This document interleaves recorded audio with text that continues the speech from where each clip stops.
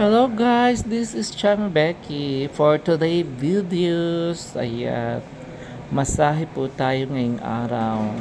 Katrabaho po natin yung ating minamasahe at syempre guys, napakapagod magmasahe. Yan ang ayaw na ayaw ko talaga na katrabaho kasi nga pag hindi ka sanay magmasahe, lalo na kapag araw-araw di ka nagmamasahe, once in a month lang, masakit sa katawan yan guys, kasi hindi na sanay yung katawan ko na magmasahe everyday.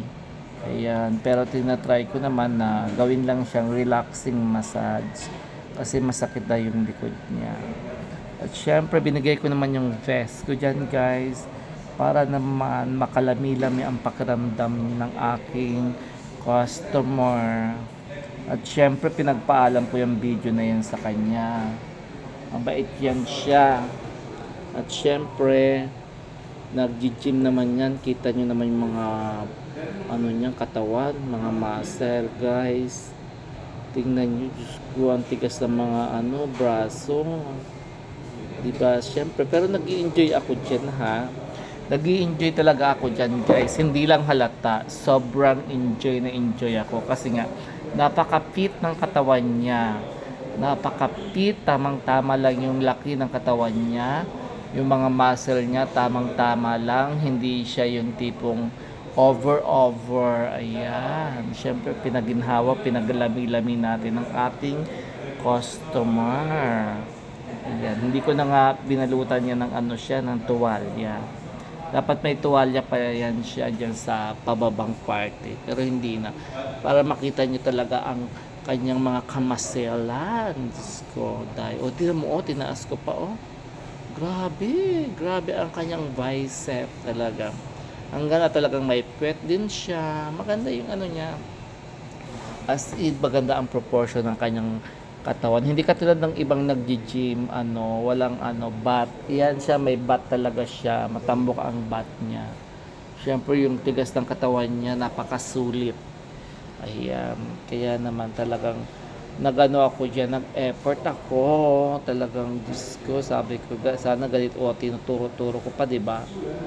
Diba? Ang bigat ng niya, ng mga muscle. Tigat ng mga muscle niya. Talagang lang yan guys, soft massage lang ang ginawa natin sa kanya para hindi naman sumakit. Pero ko yan, siniko ko yan, siko ang ginamit ko sa likod niya, hindi ko na pinakita. Pa lang kasi ito, part 1 yan, kasi nga ayan, syempre para makita nyo naman, napaka-tall din yung lalaki na yan.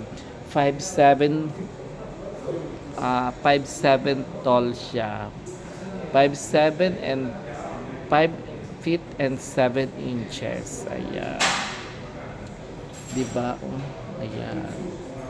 Parang minasahe ko ng arena ang kanyang katawan. Talagang, ay Diyos ko, sabi ko, patawarin na ako talagang Mabait sa akin yan, super bait. Napakabait yan. Wala akong masabi sa client niya yan. Talagang, ganyan lang yan siya. Dapa-dapa lang siya. Hindi siya magalaw. Tama lang yan, matagal ko ng kliyente yan. Super bait pa. Ayan nga guys, kapag mababait yung mga kliyente, wala nang mga reklamo. Hindi katulad iba na mareklamo, mga ganyan. Siya talagang napaka-professional niyan tao. Thank you so much guys. I love you all. See you on my next video. At sana guys, supportahan nyo ako. At yan, nilagyan ko ng towel siya kasi ko ang kanyang mga paa.